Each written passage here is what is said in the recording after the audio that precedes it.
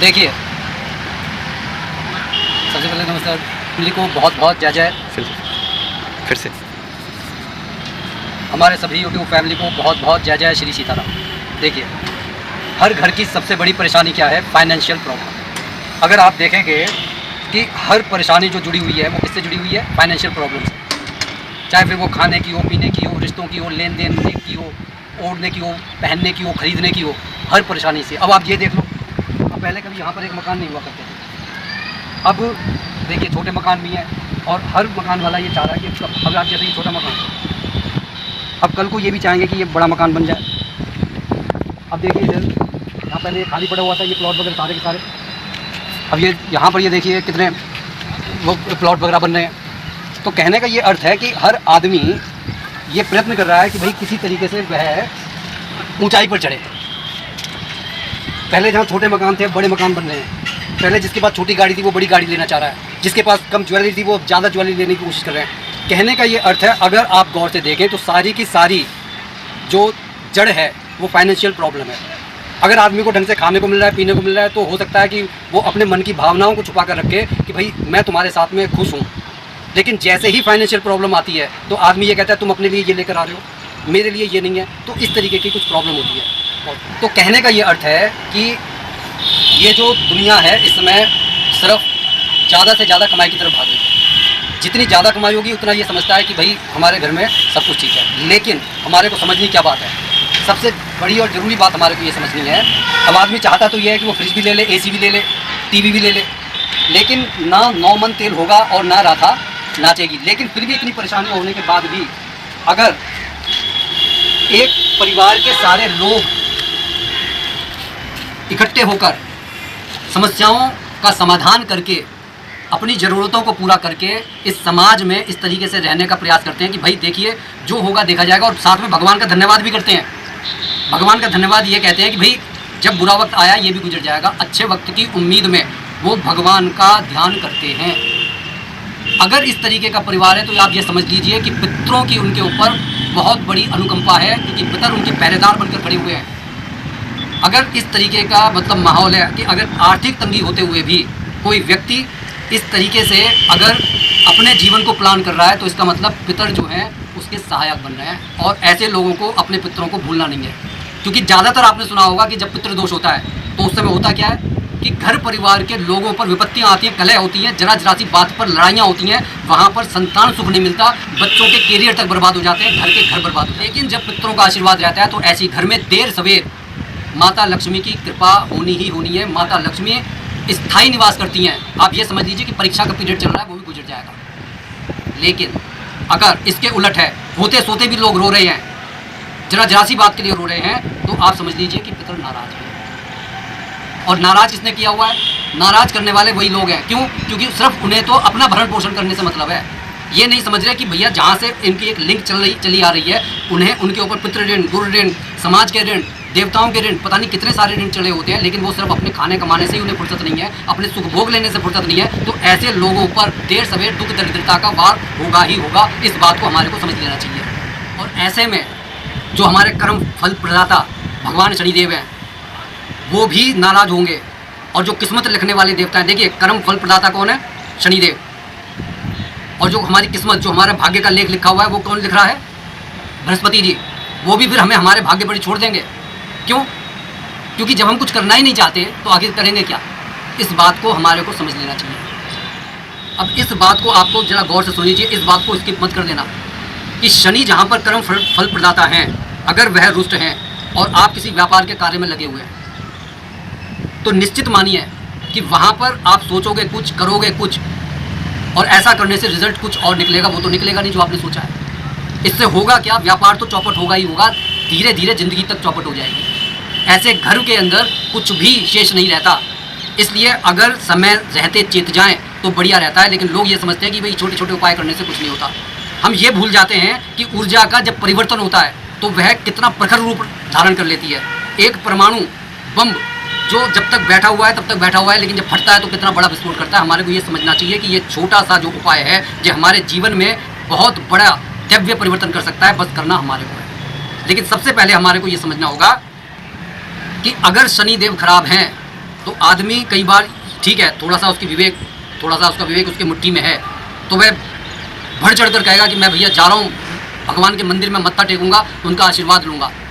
लेकिन जब शनि खराब होते हैं तो वो जाता तो शिवालय की तरफ है, लेकिन उसके कदम मदिरालय की तरफ जाकर रुक जाते हैं। बात समझ रहे हैं आप क्या, कि बुद्धि में इतना मतलब भ्रम पैदा हो जाता है कि आदमी समझ नहीं पाता कि वो आखिर कर क्या लाए। उत्तर की तरफ जाना की सोचता है और दक्षिण की तरफ चला जाता है। और ऐसे में जो बृहस्पति जी हमारी सुंदर किस्मत देखना चाहते हैं, वो भी हमें हमारे हाल पर छोड़कर कहते हैं भैया अब तू जान, तेरा काम जाने।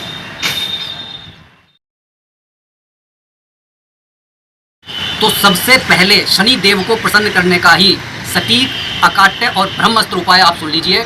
और इस शुभ मुहूर्त में इस उपाय को जरूर करें। ऐसा ना समझें कि भाई ठीक है वक्त आएगा तब कर लेंगे। वक्त कभी नहीं आएगा, वक्त आपको निकालना पड़ेगा। वक्त जाने के बाद तो सिर्फ आदमी के हाथ में मलाल रह जाता है, पश्चाताप रह जाता है। वो ये सोचता है कि कर लेता तो शायद कुछ हो जाता, और मैं ये कह रहा हूँ कर लोगे तो 100% बहुत कुछ हो जाएगा। करना क्या है कि आपको इस शुभ मुहूर्त में ये जो शनिश्चरी अमावस्या है जो 23 तारीख को 23 अगस्त को आ रही है, आपको 1 मीटर काला कपड़ा लेना है। उसमें जूट वाला नारियल आप एक रख लें, 12 केले रख लें, साबुत उड़द का जो 1 मुट्ठी दाल रख लें। इसे कसकर बांध के बहते हुए पानी में बस बहा कर आना है। अगर आपको ये सुविधा नहीं है कि कहीं पर बहता हुआ पानी नहीं है, तो कहीं पर पास में शनि मंदिर होगा, आप वहाँ पर जाइए और शनि देव के बराबर में रख दीजिए।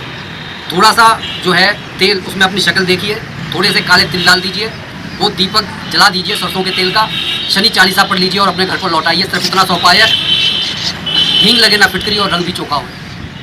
इस खास उपाय को शनिश्चरी अमावस्या पर करने से आपको आपके मन के मुताबिक अपेक्षित परिणाम मिलेंगे। करना आपको है, साधना आपकी है, जीवन आपका है, संकल्प आपको लेना होगा। करेंगे परिणाम मिलेंगे। और अगर ये सोचते रहेंगे तो समय तो देखिए, समय तो भागा चला जा रहा है और भागता चला जाएगा। जीवन में कितनी परेशानियाँ आई हैं और कितनी आपको अभी फेस करनी पड़ेंगी, क्योंकि शनि की 7.5 साल तक रहती है। 7.5 साल में आदमी यश, बल, बुद्धि सब कुछ खो देता है। लेकिन अगर आप ये उपाय करेंगे, हर साल करते रहेंगे, आपको बेनिफिट होगा, फ़ायदा होगा। बस आपको अपने विचारों पर थोड़ा सा कंट्रोल और रखना होगा। अब दूसरा एक छोटा सा, सरल सा, आसान सा, जिसे बच्चे भी कर सकते हैं, ऐसा उपाय है। और बच्चों का हाथ तो लगना ही चाहिए। परिवार के जितने भी सदस्य हैं, अगर हम कोई उपाय करते हैं, परिवार के सभी सदस्यों का हाथ लगना चाहिए। शनि देव के साथ पितरों को भी प्रसन्न करने का ये उपाय है। और एक बात मैं आपसे ज़रूर कहूँगा कि देखिए, जो पितर अमावस्या जो आती हैं या जो जितनी भी अमावस्याएँ हैं, हमारे को ये समझना चाहिए इसमें पितरों की पूजा हमें अवश्य करनी चाहिए, क्योंकि पितर हमारे घर के ढाल बनकर रक्षा करते हैं। जब नाराज़ हो जाते हैं तो हो सकता है कि वो हमारे लिए परेशानियाँ खड़ी करते हैं, लेकिन वो सबसे बड़ी ढाल हमारे घर और परिवार के लिए होते हैं। और अमावस्या उनका जो है दिन का समय होता है। इस समय वह जब संसार का विचरण कर रहे होते हैं और हम उनके निमित्त कुछ कर रहे होते हैं, तो आप खुद सोचिए कि अगर हमारे प्रति कोई कुछ कर रहा होता है तो क्या हमें खुशी नहीं होती? और जब वो खुशी होती है तो अंदर से आशीर्वाद निकलता है। तो पितरों का वो आशीर्वाद उनके मन से निकले, इसलिए हमारे को उनके लिए कुछ करते रहना चाहिए, क्योंकि ये उनकी सुबह है। वो सुबह को विचरण करने के लिए निकले हैं। करना कुछ भी नहीं है कि बहुत बड़ा आप ताम झाम करें। आप स्टील का लोटा लें, उसमें थोड़ा सा गंगा जल डाल लें और फिर उसे प्लेन वाटर से भर लें। उसमें थोड़ा सा दूध, थोड़े से काले तिल डालकर पास के किसी पीपल के पेड़ पर आप चढ़ा कर आ जाएँ, ओम पितृभ्यो नमः का जाप करके। अगर इतने से जो है, और आप साथ में ये भी कह दें कि जो भी मेरे पितर हैं, जिन्हें भी जल की आवश्यकता है, वो इस जल का उपभोग कर सकते हैं। आप देखिए, आपके जीवन में आप करना तो शुरू कीजिए, परिवर्तन तो आपको तब नजर आएंगे ना। लेकिन लोग सुबह उठना ही नहीं चाहते।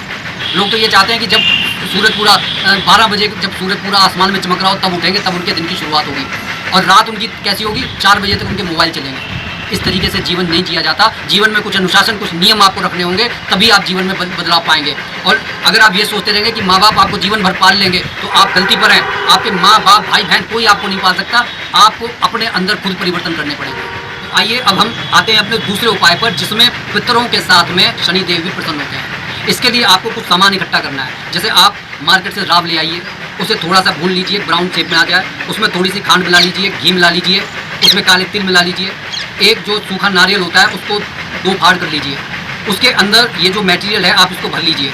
भरने के बाद पास के किसी पीपल के या बरगद के पेड़ के जड़ में आप इसे रखाइए। इतना भराइए, इतना मतलब दबा कर रखाइए कि जो ऊपर का खुला हुआ भाग है वो ना दबे। और इतना सा कार्य करने के बाद में आप देखेंगे कि आपने कितना बड़ा भंडारा कर दिया। वैसे आपको भंडारा करने में लाखों रुपए लग जाएंगे, इतने छोटे से उपाय से आपने उन जीवों को आपने अभयदान दे दिया जिन पर भगवान शनिदेव की भी कृपा होती है, राहु की कृपा होती है, केतु की कृपा होती है। आप समझ लीजिए कि जब आपने उनको प्रसन्न कर दिया, आपने शनिदेव को प्रसन्न कर दिया। बिना काले तिल के पितर हमारे प्रसन्न नहीं होते, आपने उनको प्रसन्न कर दिया।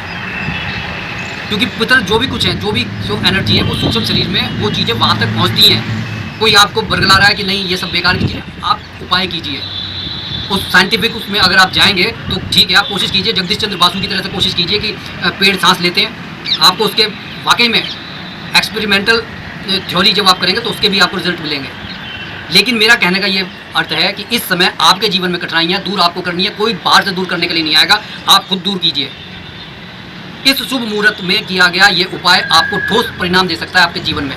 तो प्रयत्न कीजिए कि ब्रह्म मुहूर्त में ये कर लीजिए, क्योंकि 23 तारीख को 11:55 तक या लगभग शायद 35 मिनट तक ये मुहूर्त रहेगा। तो आपको ये उपाय ब्रह्म मुहूर्त से लेकर लगभग 11 बजे से पहले कर लेना है।